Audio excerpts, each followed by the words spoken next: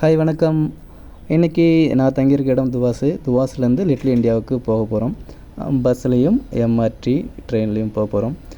இங்கே இந்த பஸ்ஸில் பார்த்தீங்கன்னா கண்டக்டர் இருக்க மாட்டாங்க, டிரைவர் கூட நம்மளுக்கு சண்டை வராது, டிக்கெட் இல்லையான்னு சொல்லி இடையில கேட்க மாட்டாங்க, செக்கர் யாரும் வர மாட்டாங்க. அதே போல் ட்ரெயின்லேயும் கூட அப்படி தான்.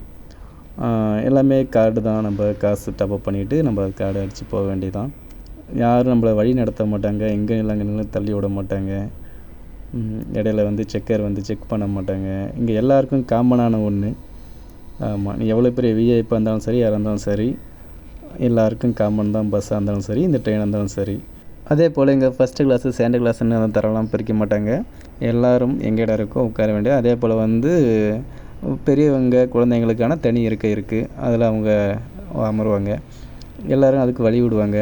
அது இன்னும் சிறப்பு. அதே போல் இங்கே டிராஃபிக் ரூல்ஸ் எல்லாம் பக்காவாக ஃபாலோ பண்ணுவாங்க. இங்கே சிக்னல் லைட் எல்லாமே கரெக்டாக ஃபாலோ பண்ணி அதுக்கேற்ற மாதிரி தான் போவாங்க. அதனால் விபத்துக்கள் குறையும். இந்த சிங்கப்பூர் மொத்தமாகவே ரொம்ப ரொம்ப பிடிச்ச நாடு. வசிக்க மட்டும் இல்லை, ரசிக்கவும் ரொம்பவே அழகான நாடு. நம்ம தாய்நாட்டில் இருக்கிற அதே உணர்வு இங்கேயும் இருக்குது. ரொம்ப நன்றி.